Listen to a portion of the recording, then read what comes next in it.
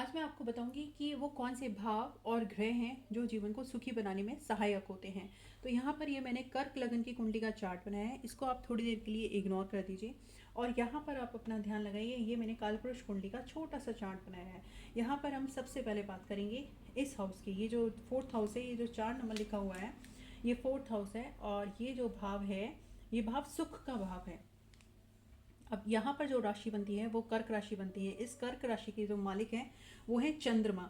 देखिए, चंद्रमा अगर कुंडली में डिस्टर्ब हो जाते हैं, मैलेफिक प्लैनेट्स का इफेक्ट अगर इनके ऊपर पड़ जाता है, किसी भी तरह से डिस्टर्ब हो जाते हैं, तो आप यकीन मानिए कि जीवन में अशांति बन जाती है। जीवन में जो सुख होता है उनकी कमियां होने लगती हैं। तो भावों में पहला भाव मैंने बताया है 4th हाउस और ग्रहों में बताया है चंद्रमा। अब जो दूसरा भाव है वो है 9th हाउस। देखिए, ये जो गुरु हैं, गुरु कर्क राशि तो है, कर्क राशि में गुरु उच्च के हो जाते हैं और गुरु की जो मूल त्रिकोण राशि है वो है धनु राशि। अब देखिए, कोई भी ग्रह अपनी मूल त्रिकोण राशि में जाकर के उसका जो बल है वो और दुगना हो जाता है। और ये भाग्य का भाव भी है। भाग्य बढ़ता है तो सुख बढ़ता है, सुख बढ़ता है तो भाग्य बढ़ता है। तो इस तरह से इन दोनों का कनेक्शन भी है। अब हम आगे बढ़ते हैं कर्क लगन की कुंडली के ऊपर। यहाँ पर मैंने ये कर्क लगन की कुंडली का कुछ एग्जाम्पल लिया है, जहाँ पर मैं 2-3 प्रिंसिपल के द्वारा आपको समझाने की कोशिश करूँगी। देखिए, सबसे पहले हम बात करेंगे ये 4th हाउस के बारे में।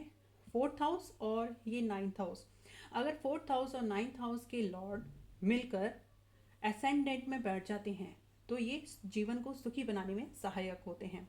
दूसरा जो प्रिंसिपल है, अगर 4th हाउस और 9th हाउस ये दोनों आपस में एक्सचेंज कर लें, राशि परिवर्तन कर लें, तब भी ये जीवन को सुखी बनाने में सहायक होते हैं।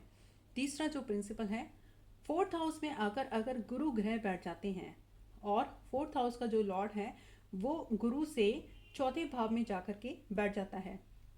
जैसे ये यहाँ गुरु से पहला, दूसरा, तीसरा, चौथा, तो ये चौथे भाव में जाकर के शुक्र ग्रह बैठ गए हैं, तो ये भी व्यक्ति के जीवन को सुखी बनाने में सहायक होते हैं।